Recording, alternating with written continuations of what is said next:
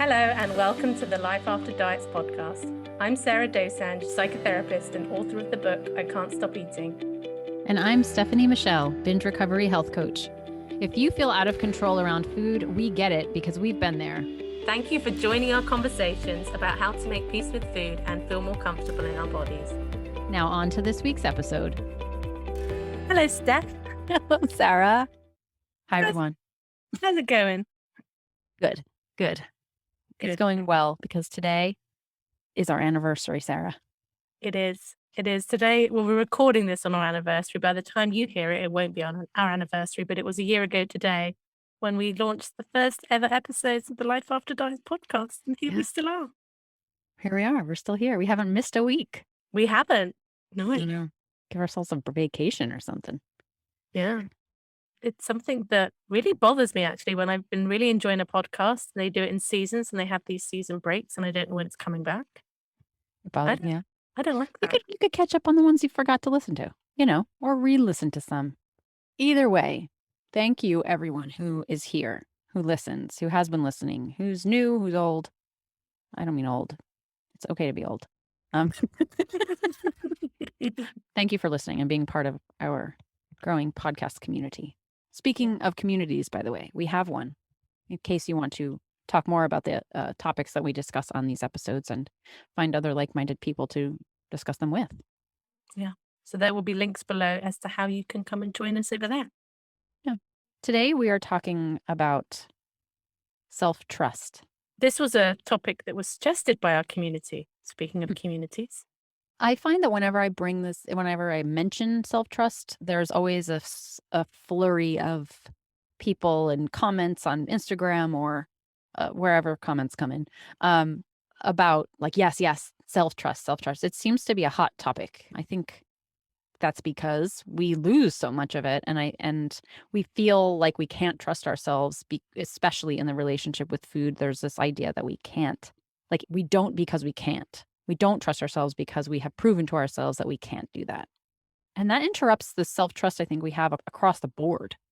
I think that it really eats away at our sense of self in general. If you don't trust yourself, it's like a relationship with anything else.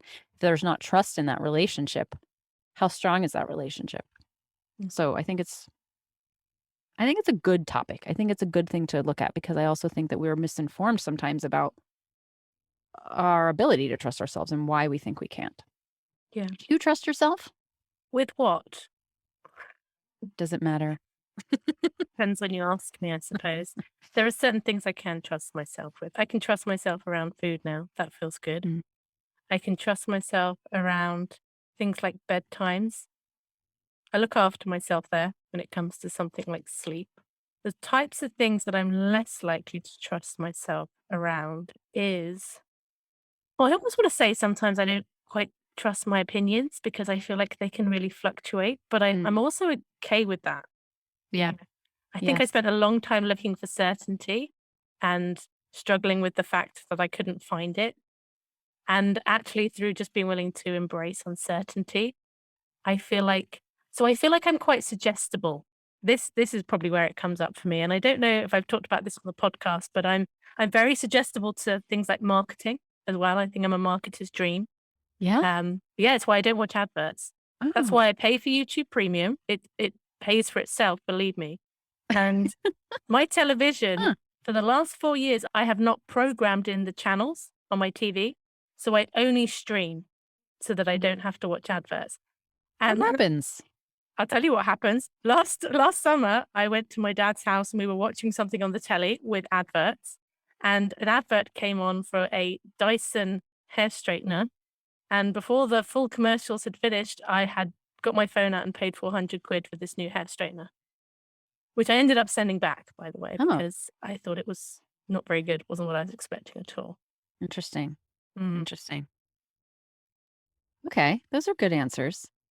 What is self-trust anyway? Trust to do what?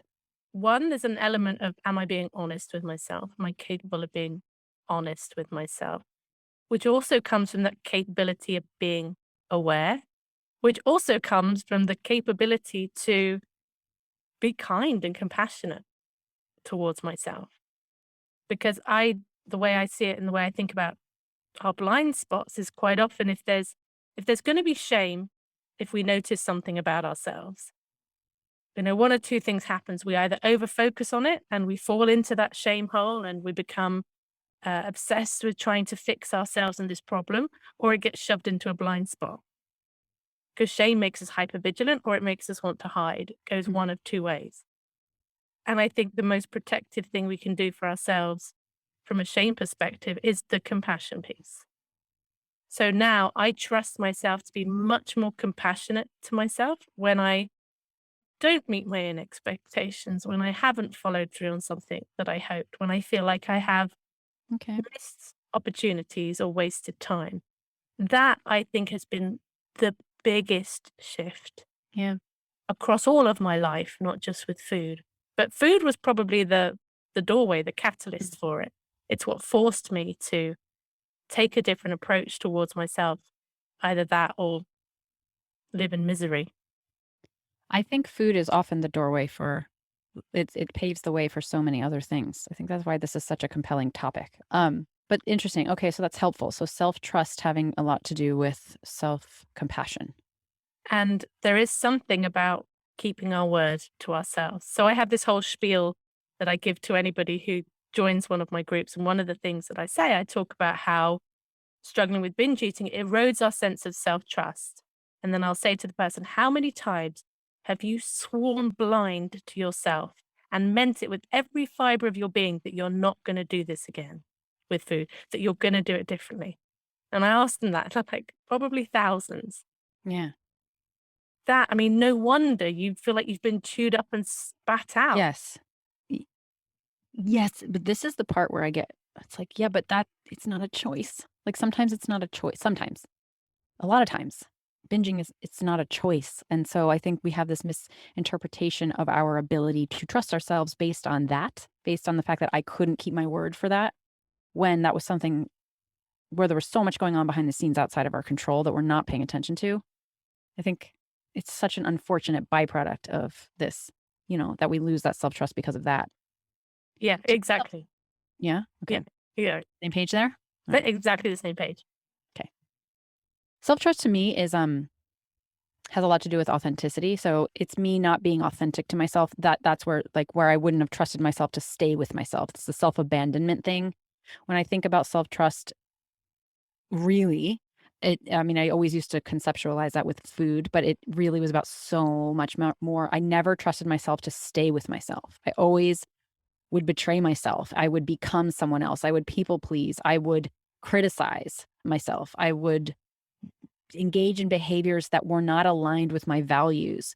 That to me was like where I would lose my trust in myself because I would be so privy to I would just lose myself. And self-trust to me is beginning with food. It began with food and now it has spilled over into so many other ways that I inherently feel like I'm going to stay authentic and I'm going to stay present with myself the whole time, no matter what it is I do or don't do. So it's not necessarily about the outcome. It's about the way that I manage myself within that. That is the biggest thing I have gotten from binge eating recovery is this capacity. How did it start to shift for you? What were those steps based on like where you were, where, as we've said, like binge eating obliterates our sense of self trust? How did that start to come back, start to develop? It started with self-talk. The way I talked to myself was so it was outside of my awareness. It was just simply the way I related to myself and thought and felt about myself. It was negative. It was disgust. It was impatience. It was like there's no confidence in myself. I assumed I was on the bottom of everything all the time. And so when I started to pay attention to the way that that came through with my words in my own head, I got this mama bear, what Kristen Neff would call fierce self-compassion, where it wasn't like I couldn't have ever been like, "Oh, don't speak to yourself like that." I didn't speak to myself kindly or with the tender self-compassion. It became about like "You know what? You can have that opinion, but no talking to yourself like that." It was a zero tolerance policy for that voice. And the second I started to access a voice that would actually speak up for me, it wasn't like it was being super kind to me. It was just not tolerating this like abandonment. And as soon as I had that voice come in, I was like, oh, well, that's nice. To me, I started trusting it. I started to realize that it was my own self standing up for myself, not leaving. 'Cause I don't think that was my experience, hearing that, I'm sitting here trying to think. I think for me, and it's really difficult thinking back. Do you ever find that? I'm like, yeah, Yeah. how did it change? My mind goes to this idea of values. And actually, it was a shift in values around valuing how I felt about myself when I was by myself over what other people thought and felt about me. Because I realized, I viscerally realized that that was never going to bring me, it was just so empty, right? It feels okay in the moment when someone has this positive opinion of you. In that moment, when you get that feedback or you get that recognition and that validation, it feels good, but it's so fleeting. It was a real, for me, like this process, probably quite a long process of reassessing my personal values. First of all, noticing how they'd gone off. And that's not to put blame on myself. I think a lot of that is the cultural pressures and what we are conditioned to believe and how it is we think we're supposed to be and if our life is supposed to look a certain way. And I think I had learned those lessons well. And so that had just become my value system. And then when the eating disorder came along, and a lot of this sort of exterior image as such kind of crumbled, it fell away, it changed. And everything I'd believed about myself and my capabilities was brought into question. That was, it feels like, especially those first 5, 6 years of my eating disorders, my whole sense of identity was blown apart. And that I think was that state of kind of collapse. So I know when we've talked about before, you've kind of noted that my voice wasn't that critical. It was because I collapsed and I switched off from that part. I didn't grow up with that very critical voice in my head. Because what humility or being humbled, not choosing to humble myself, being humbled by life and by this struggle with food forced me to reassess and try and build up a new life philosophy that I could live Mm. on the other side of even during what I was experiencing. Yeah. Well, there must be some link here because when you were talking, I was thinking back to the humility episode and understanding it. And I was thinking to myself too that a part of my coming to finding self trust had to do with ego separation, which has to do with humility too. Um, so I think I also started to notice the ways in which my ego was really leading my life. And I don't mean my ego just as in the parts of myself that I was, like commending myself for. I mean, like the negative too. The ego can be both, right? It can be self degrading, like, oh, you're the worst, as well as you're the best. And so it was this whole separation from that. Because I think that that had been guiding me for so long on both sides because it was all I could attach to because it had to do with other people. It was where other people would leave me if someone would give me a compliment or show me attention or prove that they might be some kind of attachment figure. I would move towards them, again, leaving myself if needed. Um, and I would also abandon self by moving into the, what would you call it? Not a negative ego, but what like is there a term for that therapeutically?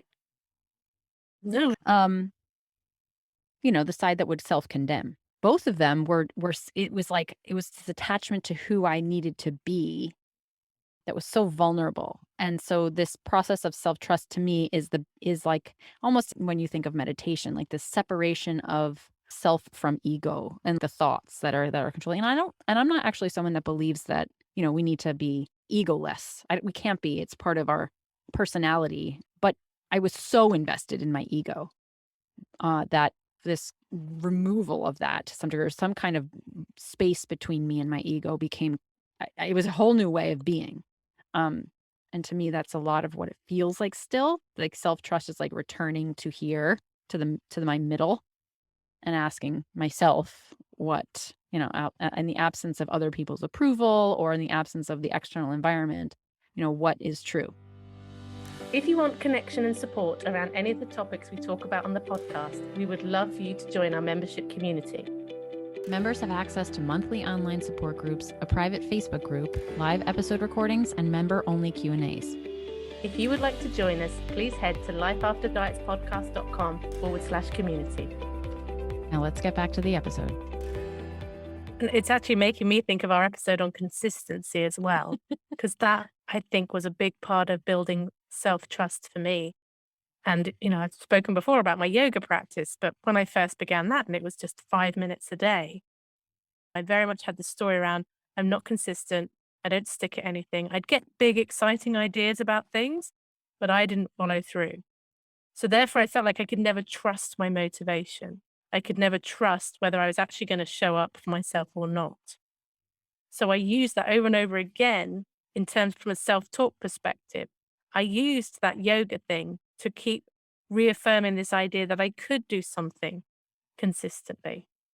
And then it was like when I did the 5 years of training to become a therapist, it was another thing that I could say that I've done consistently. But it started off with one small thing. And for me, I always felt like I didn't know who I was going to be tomorrow. So I couldn't trust what I said today. That was really, really how I felt about myself. I just felt so changeable and untethered. Yeah, it was frustrating. And That changeable, it also reminds me of what you were saying earlier about opinions. And I wonder how much that has to do with self-trust, because I used to think I was not trustable, or I didn't trust myself, because if I talked to Jane, I would be like, yeah, I totally see Jane's point. I'm on board with Jane. And then I would talk to Mary and be like, no, that's true too. And so I had this lack of, I felt like it was a lack of integrity in my own opinions because they were changeable. And I now, what is that other episode we did about spinning the light on things? I now see that as a flexibility of thought, which I really believe I have. I really do believe that I can see things from multiple points of view, and that's not a bad thing. But for a long time, there was a story that like I wasn't, what's it called, enough. I wasn't opinionated enough. Like I was, yeah, because the world really needs some more opinionated people. strong opinions. To me, it was a weakness because I came from a family of people who had very strong opinions. Very, very definitive opinions. And so I didn't trust myself because I thought that I was just like whimsical, like too changeable. There's something weak about this idea. I really relate to that. That for me, your experience of that just feels like a mirror to my experience, exactly how I felt. I really thought it was a problem, an issue. I remember being accused of I sit on the fence, like not picking a side. And I can remember thinking, but I could see both sides. And then just thinking I was being indecisive and non-committal. I was somehow avoiding committing to anything. Yeah. Or afraid. I had a story that I was afraid of committing to either one. Yeah. And I wonder how many of us feel that way. Yeah. I think that's a part of what self-trust is. So maybe part of redefining self-trust is reinterpreting the stories about our characteristics. Yeah. And also when I accepted my changeability, I could plan for it. So I would know that, okay, I might tell myself I'm going to do this task that I've been procrastinating over tomorrow. It wouldn't be enough to just say, I'll do it tomorrow. I need to set something up in place. And again, I feel like most of my sentences today are saying, and I mentioned this on the podcast, but things like task of getting my taxes done, that type of thing. I would go and take myself out of the house and sit somewhere. When I was doing my dissertation, I set up with a partner and we would set deadlines together and had to work to certain deadlines because I knew I did really well with accountability. So instead of kicking myself when I wasn't following through the way that I thought I wanted to or needed to, I started asking my question, how do I support myself to do this thing, to get this task done, as opposed to just trying to bulldoze myself into it? That didn't work because there's a resistant, rebellious part of me that doesn't want to be bulldozed into nothing. Yeah. Well, That's a bit sticky when it comes to when you're talking about yourself and the things you do for yourself, like your taxes or your yoga practice. Um, no one's necessary. Well, I guess someone's there watching, making sure you're doing your taxes, but this would spill over into other people. And the self trust really eroded where I wasn't able to show up for my own commitments that other people needed me to show up for. So, for example, I was very flaky with work. I had jobs I hated that I would just simply not show up for because I was binging and I was depressed.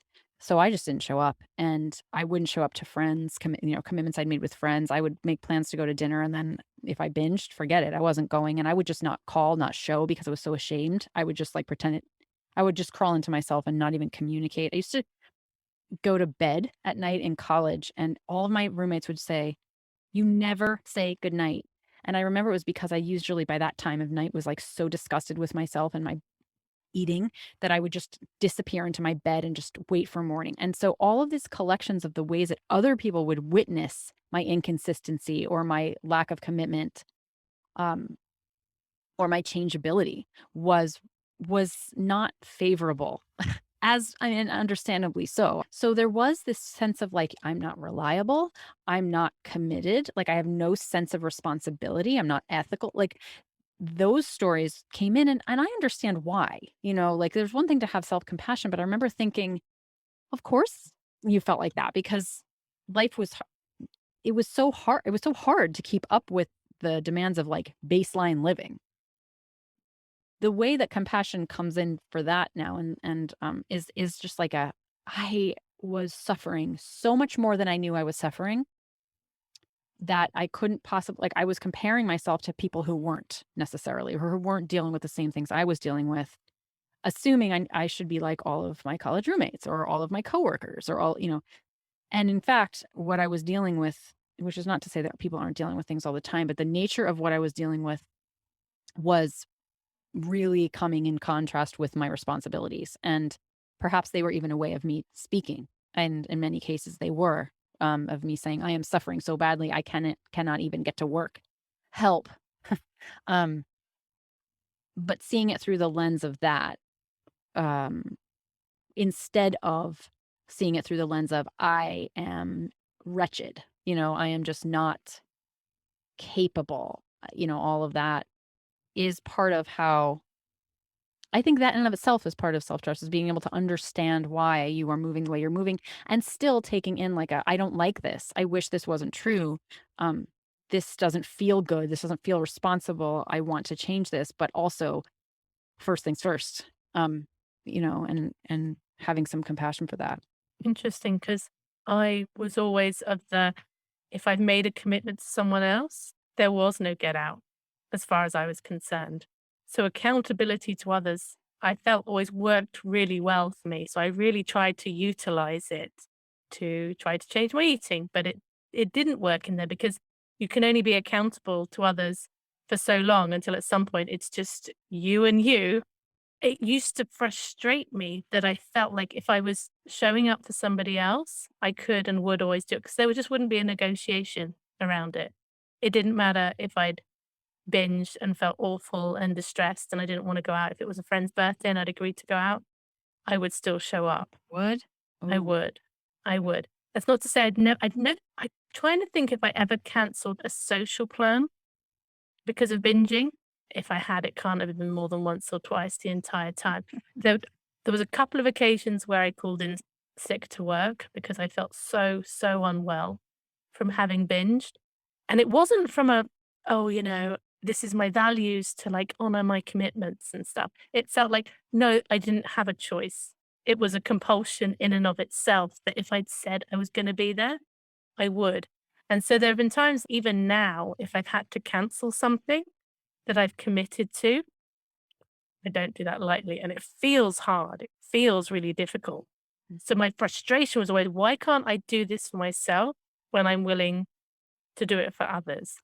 this idea of we're all, because I'm thinking about, wow, how different our personalities are. And that immediately comes to mind as like this, you have this inner sense of this inner compass for holding yourself accountable to others, not necessarily to yourself, but to others.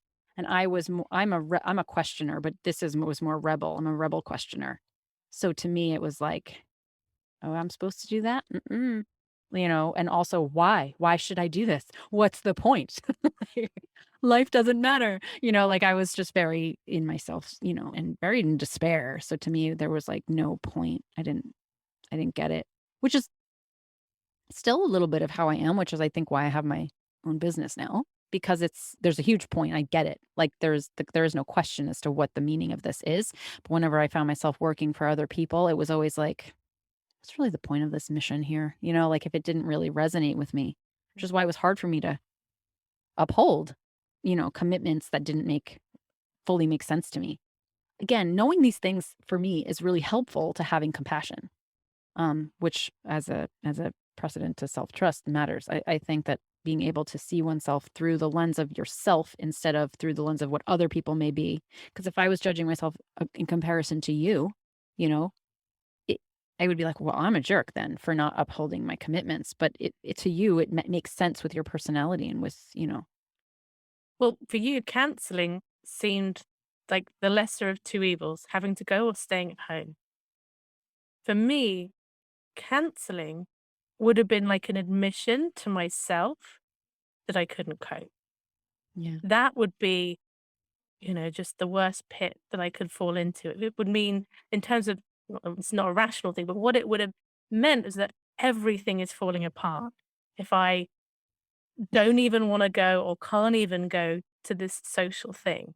So it was very much, again, like this idea that if I was seen as okay and functioning, then I was okay and functioning. Yeah. This is where we're opposites, right? It was like, help. I am suffering. Who's going to help me? Because it wasn't going to be me, and essentially that's what I thought. Like, I can't help myself. I'm the worst. So I need to make a big scene passive aggressively so that I get saved. Did it It never work? happened. Spoiler, I never got saved. No one could. My husband tried, like my mom tried. My best friend tried. But no one's gonna I mean, it's impossible. There's only again, the accountability, there's only so much. I had to save myself. And I think that was where yeah, it's just that's essentially what ended up happening by changing my beliefs about a lot of things. And also, I'm conscious because you talk about yourself as an introvert, and I think of myself as more extrovert. I usually came away feeling better from the social event than I did before I went. And so there was that certain reinforcement as well. Perhaps if I'd been more introverted and I'm completely depleted, I got no energy, it's like I got nothing to give at a social event. But I go and socialize and I normally get energy from that. I actually do too, but only in micro doses. I can't stay too long, but I do. So I don't know what I am. I just know that I need a lot of alone time. Hmm. Um, but I would feel such shame. It didn't matter where the energy, I didn't feel going and being with people with the amount of shame I had. It was like I couldn't connect to them because I didn't feel worthy of it. So there was no way I wanted to. It was like, Yeah. no, no. I didn't trust there was anything beyond what I really felt about myself. Like there was nothing there. Do you think self-esteem has to do with self-trust? If I were to think about self esteem, I think about that as the opinion that we have of ourselves. So I think there is going to be an overlap. It's not the same concept. And I would say that at times, again, my self esteem was much more changeable depending on what was going on for me at the moment. So I felt like I'd have these waves where at times my self esteem felt quite high and then it would crash kind of into despair.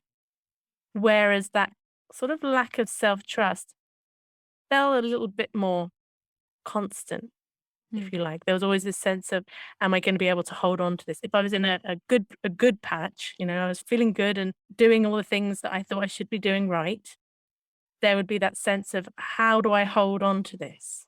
And there would be that doubt, still that doubt in myself about whether I was going to be able to hold on to this or whether I was going to crash back down into despair, which seemed to be the pattern. That's Yeah. where my mind took me with that. What about you?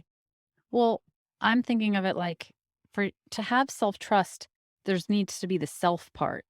right? Or the desire to have your own back. And if you don't have a positive regard for yourself in any way, there's no impetus to do that. You know what I mean? Like, so I think that to a degree, self-esteem had to come into play more than it was. I mean, the reason I brought it up is because I'm talking about this time in my life, especially where I didn't care for myself at all.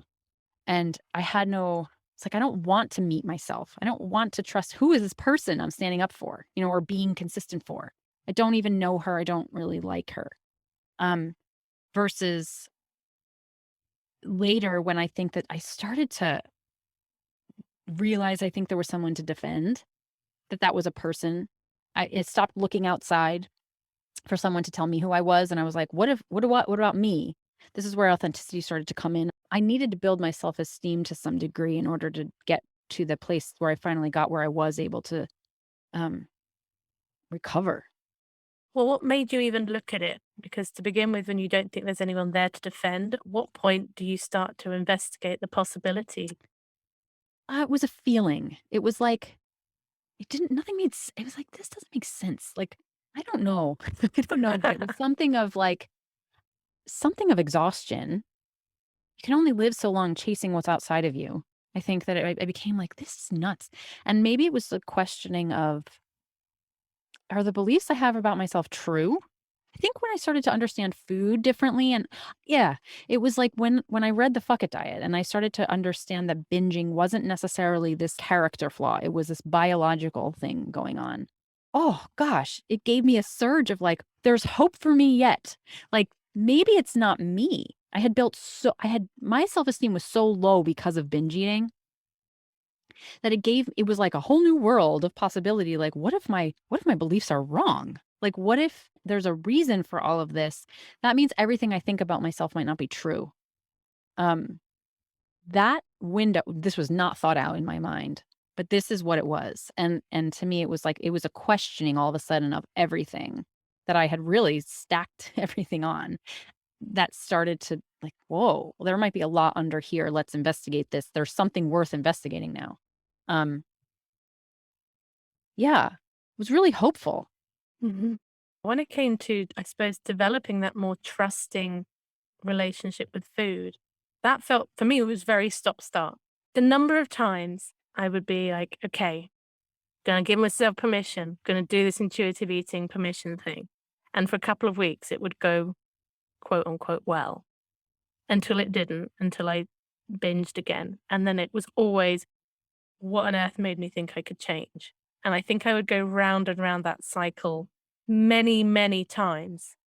And in terms of where that cycle started to, I don't know, shift or loosen up, but as I went around it more and more, I started to notice all these little micro things that just seemed so small at the time, but would make so much more of a difference. Things like I would be convinced that weighing myself was not an issue. Now and again, to get on the scales would be absolutely fine because I knew what it was going to say anyway. But then if I really looked at what happened to my eating after I did that, Mm, it started to become more chaotic again. And it was all these little, and like eating before I got really hungry, that was just so foreign to me. I was convinced I knew better. I was like, no, no, no, this is fine for me. I can listen to my hunger and I will eat when I'm hungry. I get the whole not let myself go hungry thing. But also, isn't giving yourself a good break between foods a good idea? Like there's all this science out there that says having shorter eating windows and all of these things that I would use to go, well, that's true, because some of the times when I've done that, I've actually felt better. There was so much confusion. And I think going round and round it over and over again, the confusion gradually, slowly started to clear. And I think that's where those little shifts started to come in terms of getting to a place where I could be like, okay, I trust myself. And a big moment where I realized that I really did trust myself was a time when was it? No, I wasn't well and I lost my appetite and I wasn't excited about it. mm, I remember not having that reaction and being like, it doesn't matter if my uh-huh. appetite's low. This doesn't mean I'm going to kickstart some new Yeah. way of eating or lose a few pounds. And that was a real boost for me. It was, I remember it because it was such a sense of, oh, something has really shifted at a visceral level because I didn't feel it. It wasn't even a thought. I just didn't feel that excitement Yeah. at losing my appetite.